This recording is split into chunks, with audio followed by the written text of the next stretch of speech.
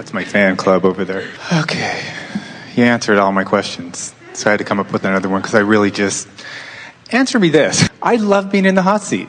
And I tell everybody I'm going to be in the hot seat. I got my hair cut, wore a nice shirt, going to be in the hot seat. And you know that my question was answered earlier.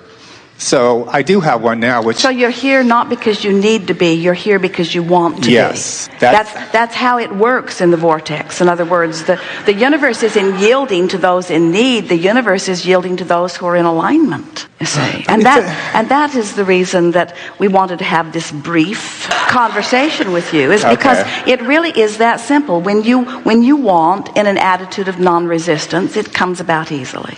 But there is some resistance because I'm not feeling that great. Then get out. No, but good enough to. It's this. I love the analogy of the tug of war because I was using the word stuck a lot, and I never will again because that stuck is not. It's not stuck. It's not stuck at all. There's so much energy in that word that I used to call stuck that it's huge, the amount of energy. So thank you for that. So where I'm feeling now, it's not. It's like it looks like I'm feeling good. I feel like I'm feeling... Oh, what am I saying? Well, I'm in my head way too much, and help me get out of it. Help me connect to this, because this voice, this source energy, is speaking through me so clearly lately, and I'm having a hard time trusting it. And there's absolutely no reason to not trust it, and I don't trust it. And there's absolutely no reason to not trust it. And it's getting louder and louder, and I trust it, and I don't trust it, and there's absolutely no reason to not trust it. One of the reasons that you fit nicely into the conversation that we were already having here is that when you have desire that you're not up to speed with, those are the kinds of experiences you have. And we put it under the label of trying too hard. And it's the reason, those of you who've been listening to us for a while have noticed the evolution of the way that we've been presenting this material. And the reason that it keeps evolving is because those of you who continue to make the effort to apply what you're learning keep coming to these new places. And so the place that so many of you are at now is that we are all, and we are including ourselves in it as a result of the conversation that we're having, like here today, making too much effort to do something that is far easier than any of you are allowing it to be. We're making it too hard. And your words, "I'm too much in my head," is really a good way of explaining that. We want you to understand that as you're moving through life, you're putting your requests there, and that all of them have been granted, and that if you could just find more ways to chill and more ways to relax and not feel like you need to explain so much of everything to everyone. We think that's a big piece of all of this. When you are interacting with one another, let's start again. It's when you first come into your physical body, and those who welcome you right away are asking behavior from you to which they are giving you feedback. So you interact with them, they observe you, and then they respond to your behavior.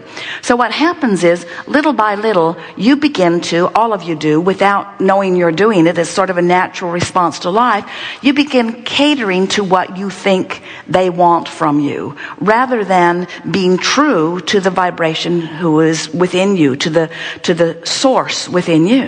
So then what that leads to, and we're giving you a sort of very simple diagram of this. We could write books about each section of this, but just to give you sort of an overview, what that leads to is, as you're interacting with one another, for most of you, it feels to you like you need to explain to others where you are and how you got there.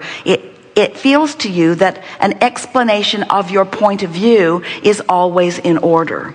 So what happens as you're interacting with so many others, your points of view are varied enough that no one really can get you completely.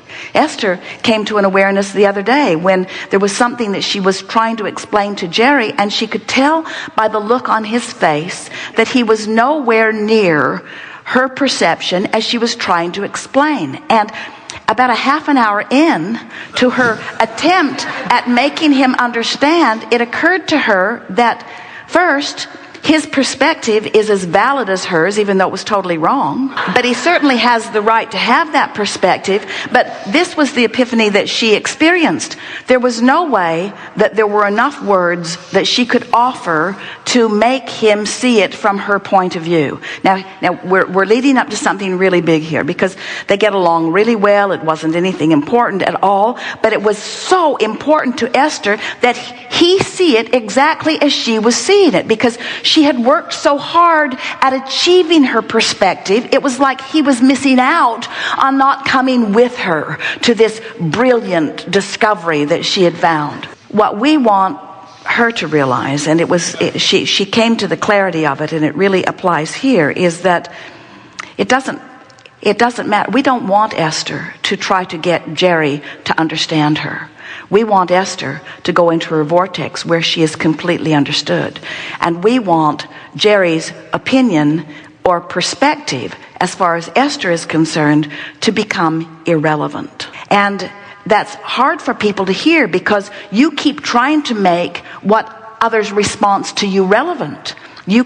They want you to respond in ways that make them relevant, and you want them to respond in ways that make them relevant. And in all of that, you just get all scrambled, because what's relevant is who you've become and your relationship to who you've become, period. And when you get that clear in your mind and you begin responding to that and that only, then you find yourself not needing to explain yourself so much to others. They either get you or they don't, and if they don't, that's all right. And if they do, that's all right. And if they don't, that's all right. Because your happiness was never contingent upon anyone else's approval of you anyway. Your happiness is only ever contingent upon your vibrational relationship, your allowing of the fullness of who you have become, you see. So our friend is having seizures because he's reaching harder than he's able to reach. And we think what's holding most of you back is your relationship with other people. There's this thing about you just cannot please all of them. In reality, you really cannot please any of them. It's not your job. It's not your job to be approved of by anyone. And it's not anybody's job to approve of you. Now that feels a little off topic to you, but it is so on topic. I'll wait for the CD and listen to it again. But I so think you're telling us you're just sitting there looking good and feeling blissful? I'm basking. I'm just sitting here looking good and feeling blissful. And we say, that's what we were teaching. That's exactly what we were going for. You talked a little too much, and I think last time I was up here, I think what the conversation was, I like it simple, and it was a very complex answer to it. But I think my partner will explain it to me. But here's the deal. In the complexity of our answer, yes, we have really said to you what we meant to say to you, which is we're all making this too complex. That's what I heard. In other words, we're making too big of a deal out of all of it. In other words, when you start feeling your way through life, rather than trying to intellectualize it all, when rather than trying to harmonize with every thought that everyone on the planet is having, or even those in your close association, rather than that, you're just lining up with who you are, then you're having blissful moments. And that really is what life is all about. Got it. There is so much that you are creating as individuals and as mass consciousness that it is not possible for you to even comprehend what's in your vortex, because you've been putting it there incrementally, and as it is spinning and by law of attraction coalescing, and the cooperative components are cooperating with one another, it is taking on different shapes and forms that are, for the most part, indescribable by you from where you currently stand.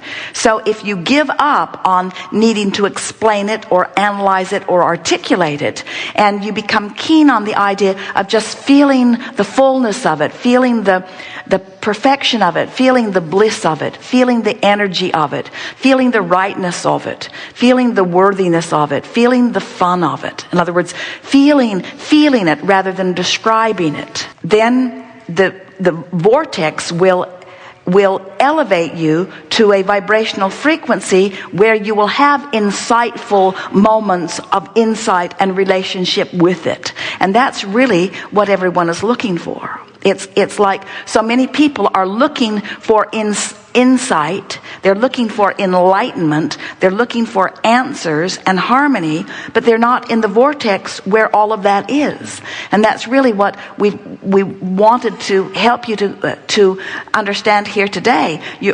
You're spinning your wheels and wasting your time and attempting the impossible and going about it in ways of futility if you're doing anything other than letting your top priority be just to chill and get into the vortex. And as that is your top priority, and we think we have won some of you over to that today. In other words, life's going to be a lot more fun, and the first thing you're going to begin to say, it's a lot more simple. My days don't require so many things on my list. The universe is cooperating with me in more infinite ways. I'm rendezvousing with more things that are more fun when they happen. My physical body feels more together. I'm feeling more enlivened. I have more stamina and more energy.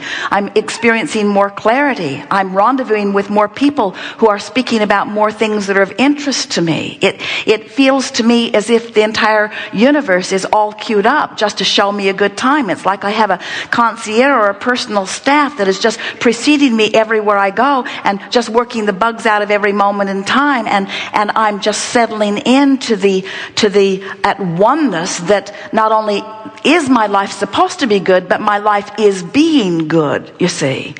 That's what life from inside the vortex begins to feel like. So we would describe you as someone who's in and out and in and out and in and out, and in certainly more than you used to be, and in certainly more than most anybody else that you know, but you don't take it well at all when you're not in. And that's the part that we would like to soothe all of you about. When you're not in the vortex, we would like you to say, so what? It's just part of the process, and I'll be in soon enough, and I'll know it because I'll feel the magic of the moment when I'm in. The magic of the moment. You know those moments when everything just aligns just right? When thoughts converge and your eyes meet and your jokes are funny and harmony with who you are. We've enjoyed this interaction immensely. You are a unique and wonderful group of people who have gathered together with great intensity. We can feel the power of the desire that is within you. We are pleased with the way this day has unfolded because we can feel a new resolve within most of you that is what we were shooting for as we began. We think that together we've taken the edge off. We think that you are less likely to work so hard and more ready to just chill your way into the vortex. We can feel that we've convinced you of the reality of the vortex. For the most part, you accept it as a viable, vibrational reality. And it is our promise to you that as you decide that you're just going to hang out there more, however way you can get in,